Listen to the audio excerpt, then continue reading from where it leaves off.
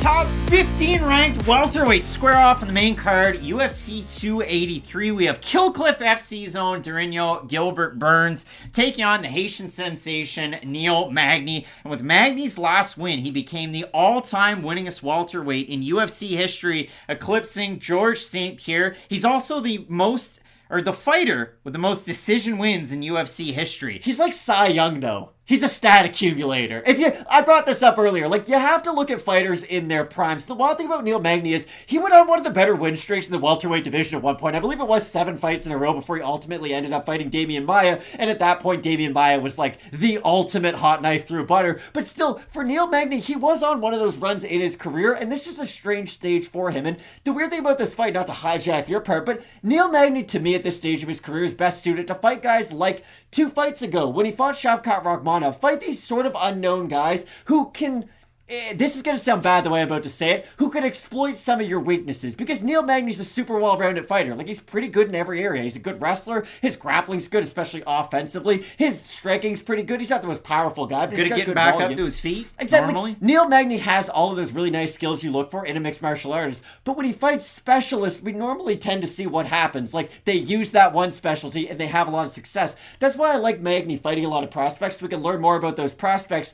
Gilbert Burns was that fighter 6 years ago. We talked about Gilbert Burns in 2020 as, hey, if he can put it all together, he'll really become something special. He's been a pretty special fighter for almost years now. Well, and you look at it, I get it. Gilbert Burns is the older fighter in terms of fight years, though. Magny's been in the UFC since The Ultimate Fighter 16. Didn't win the season. Got a win in, the finale, and then he continued on. But 20-8 in the UFC. And out of his last 3 fights, if you look at it for Magny, he fights Max Griffin, beats him by split decision, gets dropped in the first round. He goes out there and fights Shavkat and gets mopped. And then his last time out against Daniel Rodriguez, wins the first round, loses the second round, losing the third round, and then he submits him. And he looked odd in that fight. He ended up getting a performance bonus. That was his first performance bonus since 2016 when he came back against Hector Lombard. And he got mopped in the first round, and then the second round he came back out guns blazing. But for Burns, 13-5 in the UFC, debuted way back in 2014 against Andreas Stahl. And he's had kind of those, again, peaks and valleys. You look at some of the losses Burns had at 155.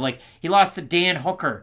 And then he beat Olivier Aubin-Mercier. I should be able to get that one right. Burns, peaks and valleys, but at welterweight, there's been a lot more peaks than there has been valleys. And even in the losses, he looks like the same fighter. That's what I like about Gilbert Burns. It's hard to outclass Burns. I know Usman stopped him, but if you watch the whole fight, it's not like it was just a one-sided beatdown. Gilbert Burns wobbles him early, kind of gets a knockdown, at least puts him on a knee.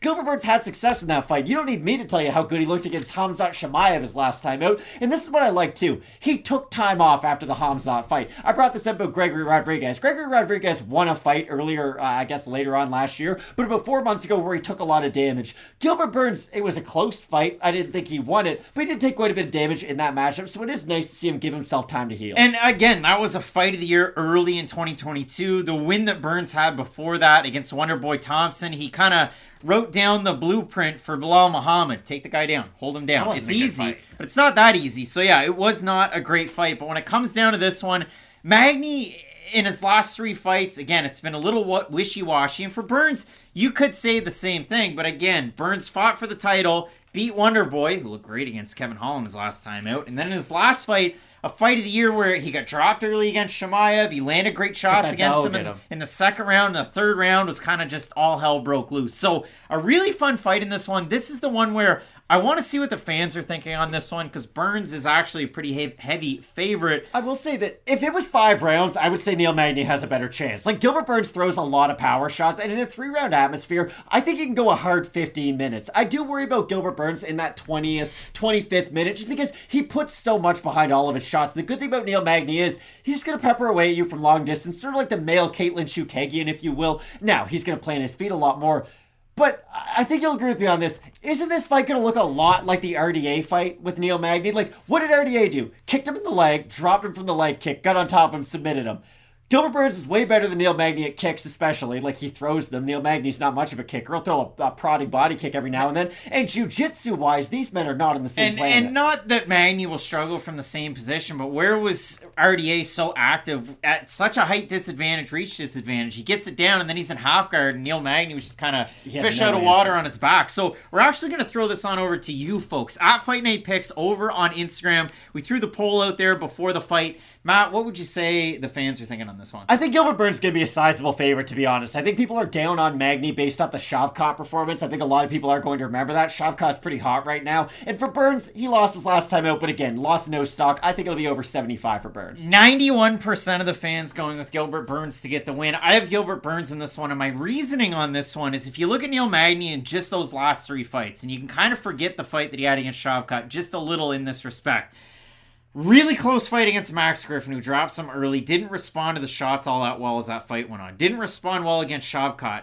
Somehow submitted Daniel Rodriguez, but in that fight, didn't respond well to the pressure and the shots. And when he would get hit, it was, I don't know if he was wobbled, but he didn't look all that great in those exchanges. Gilbert Burns could get hit by some of those long-range shots trying to close the gap. But I like Burns to set up a lot with the hands to then possibly get the takedown or maybe even drop Magny like Burns is able to do against Damian Maia. There's the common opponent between these No, two I guys. agree 100%. Again, I do think some of those straight shots can catch Gilbert Burns on the way in. And like you brought up with the Dan Hooker fight, now the difference is Gilbert Burns at 155 was a lot less durable than he is at 170. I think he's shown a pretty good chin at 170. But if Neil Magny can catch him on the in-betweens, catch him as he's coming in, he could have success. The difference is Magny doesn't have anywhere near the power that Dan Hooker has. I would say kind of pound for pound, if you will. And Gilbert Burns has decent cardio, I would say, in a 3-round atmosphere, is the heavier-handed fighter between these two, throws a higher variety of strikes, and I think if it does get on the mat, not to discount Neil Magny's grappling, because I don't think he's a poor grappler at all, it's just